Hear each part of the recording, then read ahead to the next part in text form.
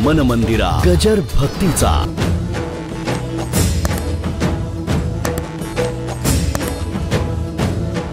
मुंबईच्या रस्त्यावर हे भिकारी उभे राहतात बघा. फार फार अतिशय सुंदर गोष्ट आहे, मला अतिशय आवडते. भिकारी उभा राहतो, असे हात पसरून उभे राहतात. आता तो भाड्याचा आहे का नोकरीचा आहे हे मला चिकित्सा करायची नाही, पण भिकारी उभे राहतात. त्यांना देऊ का न द्यावं हे चिकित्सा मी करत नाही, माझा प्रश्न येत नाही. माझ्या गोष्टीपुरता माझा प्रश्न आहे. आणि तो असा उभा होता. ते भिकाऱ्यांचं सुद्धा मस्त मजा असते बरं का. तुम्ही असा केला की त्याला कटते गिराईक आहे, आणि तुम्ही त्याच्याकडे दुर्लक्ष केलं ना की ते निघून जातं. तेव्हा एक मनुष्य असा त्याच्या अंगावरून चालला होता. त्याला वाटलं याला काहीतरी द्यावं, म्हणून त्यांनी काय केलं, बॅक पॉकेटला हात घातला.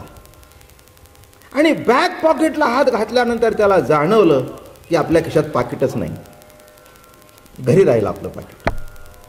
आणि शेवटी काय असतं, कोणत्याही माणसाला आशेला लावणं आणि मग त्याचा विरस करणं बरं नसतं. मग तो असा हात घातलेला, त्याला असं वाटलं हे काही बरंचभर झालं नाही.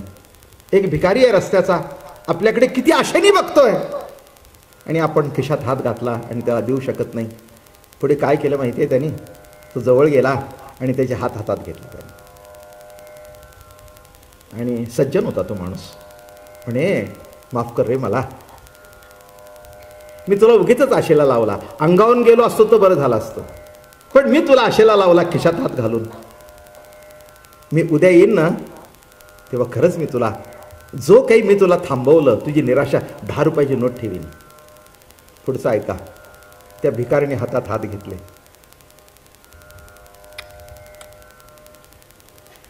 त्या हाताचं चुंबन घेतलं, डोळ्याला लावले, आणि 2 अश्रू त्या हातावर पडले. ते म्हणे काय रे झालं बाबा, इतका दुखावला गेलास का? नाही हो म्हणे मालक, नाही दुखावला गेलो. या हातामध्ये आतापर्यंत 100ची नोट पडली आहे, पण माझा हातात हात घेणारा आज तुम्हीच भेटला. आजपर्यंत माझा हातात हात कोणी घेतला नाही. माफ करा, पुन्हा येताना 10 रुपये टाकू नका, पण केव्हा तरी जाता येता एकदा माझा हातात हात घ्या. एवढंच सांगायचंय मंडळी. आई वडील मित्र सखे वस्तू देऊ नका, पण जाता येता एक प्रेमाचा हातात हात घ्या. पुष्कळ झालं, पुष्कळ, काही गरज नाही आहे. शरीर केवळ टॉनिकने पुष्ट होत नाही, शरीर केवळ अन्नाने पुष्ट होत नाही, शरीर केवळ दूध पिऊन पुष्ट होत नाही. कोणाचा तरी प्रेमाचा हात फिरावा लागतो,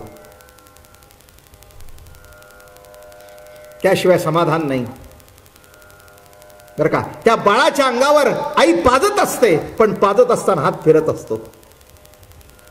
कल्पना आहे तुम्हाला, आई काय मूल काय, ती आई कशी पाजते, अशी पाजत असते, अंगावरून हात फिरवत असतो.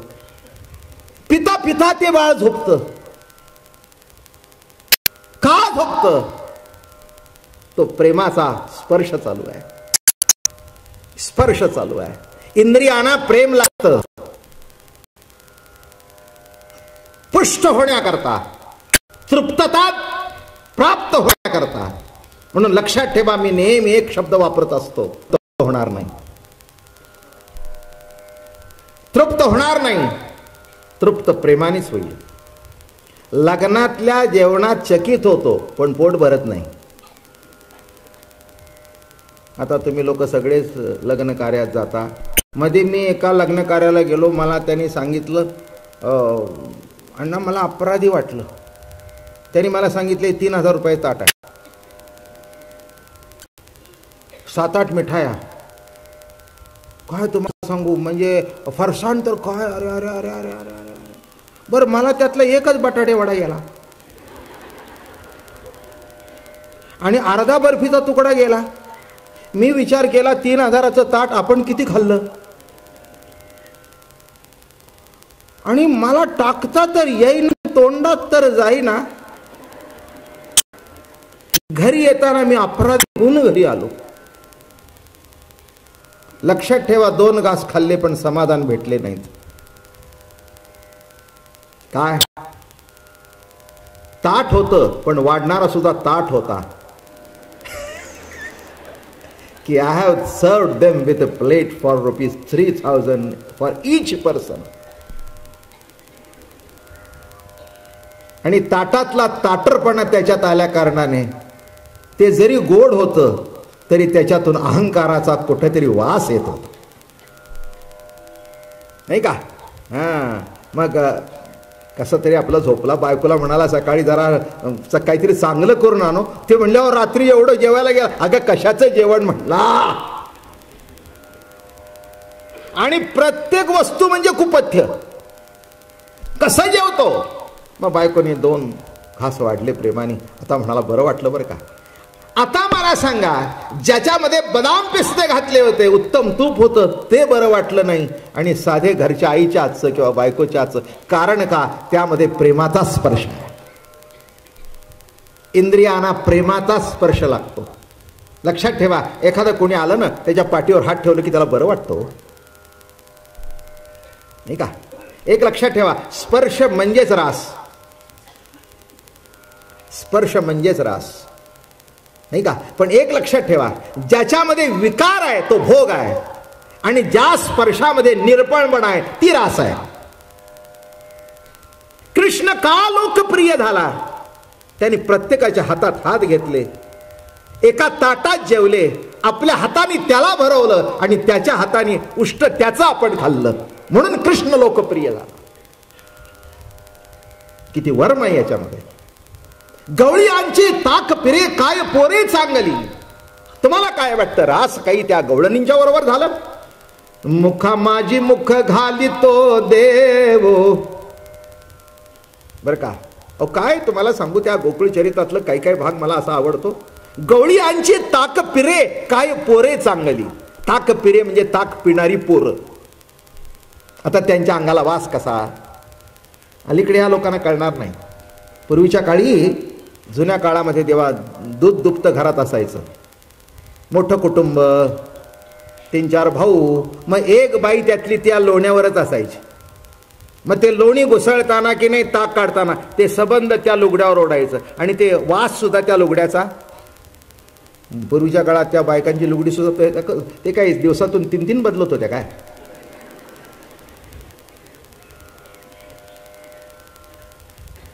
मी माझ्या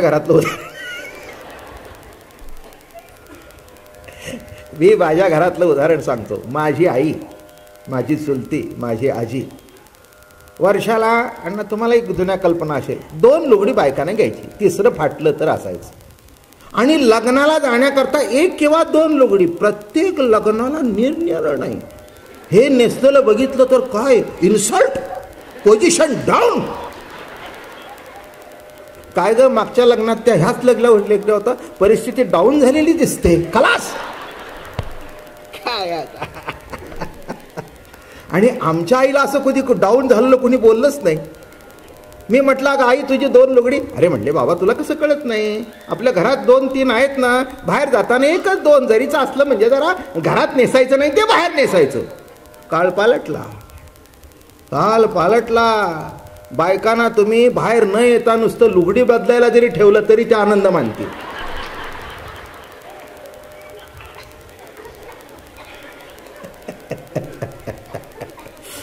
असो, हेही आमची फोडणीमध्ये असतेच बरं का.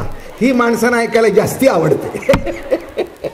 कारण साधा ताक आवडत नाही, पण फोडणी दिलेलं माणसानं घ्यायला बरं वाटतं. काय मजा आहे हो, नाही का? शेवटी काय पाहिजे? प्रेम. शेवटी काय पाहिजे? स्पर्श. बरं का? जसं त्या, मला सांगा, त्या माणसामध्ये, श्रीमंतामध्ये किंवा गरिबामध्ये नाही का रास घडला? रास घडला नाही का? स्पर्श घडला नाही का?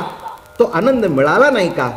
म्हणून लक्षात ठेवा, इंद्रियामधून, गो इंद्रियामधून भक्ती रसाचं संवर्धन होणं, प्रेम रसाचं संवर्धन होणं हे अत्यंत आवश्यक आहे बरं का.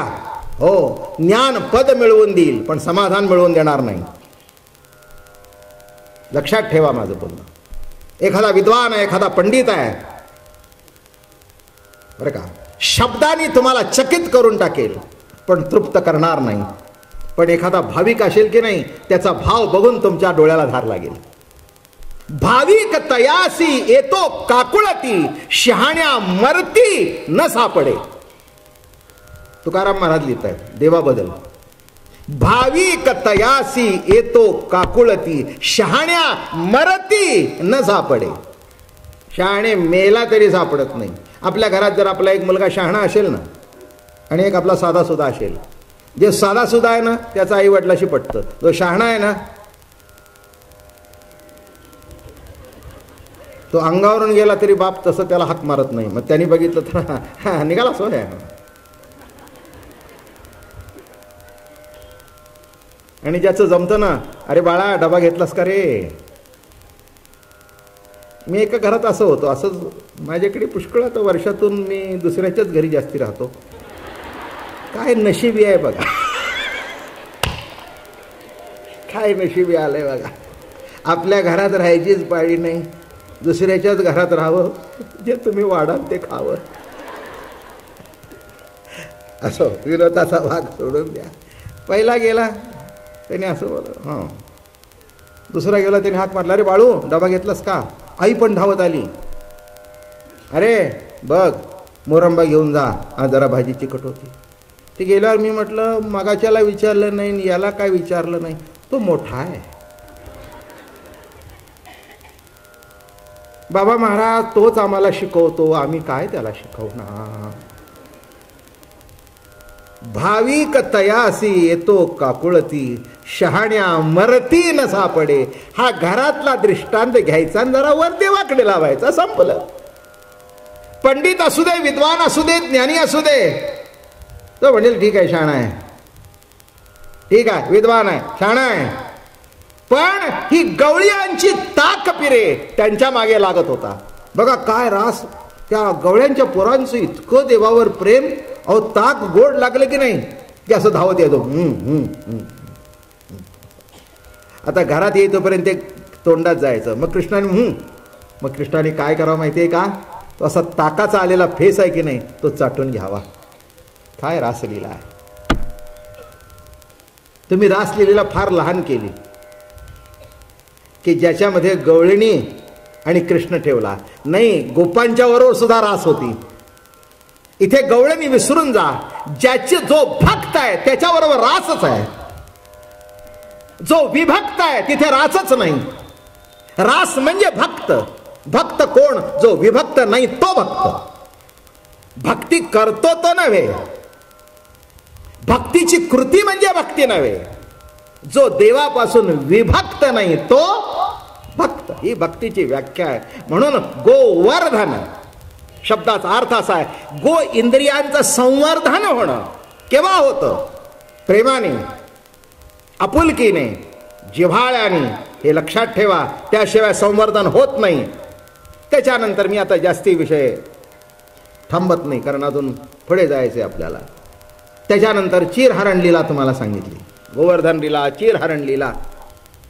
आणि मग आता जी लीला सुरू होणार आहे त्याच्या सुरुवातीला जे घडलं की नाही ती भगवंताची बासरी. बरं का, भगवंतानी बासरी घेतली आणि वाजवायला सुरुवात केली. भगवंत सततच बासरी वाजवतो, पण सगळ्याला ऐकायला येत नाही. ज्यांना ऐकायला येत नाही ते म्हणतात आम्ही देव मानत नाही. नाही का, हो. आपल्या घरात सुद्धा असं घडतं नाही का, आपण मुलांना हाक मारतो, त्यांचं चित्त दुसरीकडे असेल तर ऐकायला जात नाही आपले शब्द. मग आपण जर बाहेर जाऊन त्यांना म्हटलं अरे मी तुला हाक मारत होतो, अगं मी तुला हाक मारत होतो, मी ऐकलंच नाही, कसं ऐकणार. दिसणाऱ्या आईबापांचे शब्द आपल्याला ऐकायला येत नाहीत, तर न दिसण्याच्या कृष्णाची मुरली कशी कानात शिरावी. ते मुरलीचे शब्द कानात शिरण्याकरता सुद्धा कान त्याच्याकरता आतुर पाहिजेत. मी एकदा मागे म्हटलं होतं, यंदा पंढरपूरलाही म्हटलं, आतुर थैछु मुख जोवानी. आमची मीराबाई म्हणते, आतुर थईछु मुख जोवाने घेरे आवो नंदलाल. काय म्हणते? आतुर थईछु. गुजराती गीत आहे. मीराबाई तिकडची राजस्थानातली होती. हिंदी पद जशी तिने केली तशी गुजराती मधून सुद्धा केली. आतुर थईछु मुख जोवाने घेरे आहो नंदलाला. अरे नंदलाला, मी तुझी वाट बघते, केव्हा भेटणार मला तू?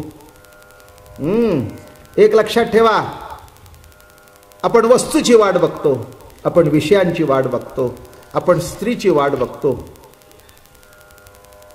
प्रभूची कधी वाट बघितली नाही का?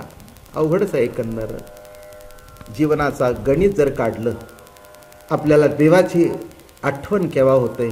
एखादं काम करून घ्यायचं असेल तर. माफ करा मला,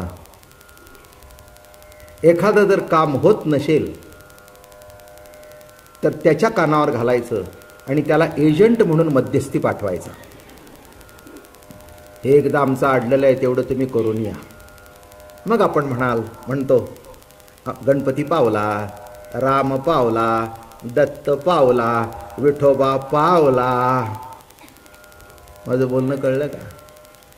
एक सांगू, साध्य परमात्म्याला माणसाने साधन केलं. साध्य परमात्म्याला साधन केलं. कदाचित साधनामध्ये यशस्वी होत असतील, पण जीवनामध्ये जे अंतिम समाधान पाहिजे ते नाही मिळत. हो, खरी जर भक्ती असेल तर देव काम करतो तुमचं, त्याच्याबद्दल काही वाद नाही आहे. तुमच्या उपयोगी पडतो, का पडणार नाही? हे बघा, अर्थार्थार्थी जिज्ञासू आणि ज्ञानी. दुःख निवारण करण्याकरता तो देवाकडे जातो, त्यालाही भक्त म्हटलंय. अर्थ अर्थ काहीतरी नड आहे, भक्तच आहे. ते म्हणाले माझ्या करता येत नाही, पण दुःख निवारण करण्याकरता येतोय. पण असे नका म्हणाले, शेवटी माझ्याकडे येतोय ना भक्त. अर्थार्थी कोणी पैसा करता येतो. देवा, देवा हे घे, चल त्याच्या बदल्यात दे, आहे ना. याच्यातला मोठ्यातला मोठा श्रीमंत देव म्हणजे बालाजी, आहे का नाही? आपल्या पांडुरंगापुढे एवढं कधी येतं का? कधीच येत नाही. परवा ते साऊथ इंडियनची मी सांगितली की नाही, इथे कोणाला माहिती, कोणाला तरी इथे सांगितलं नाही, तिथे सांगितलं. मद्रासची चेन्नईची मंडळी आली होती, 100 लोक तिथे माझे माळकरी झाले. आणि तिथली लोक कोणाला, त्या लोकांना म्हणाली की why you are going to Maharashtra when our Balaji is here? You are going to the god of poor people. Our Balaji is such a rich God.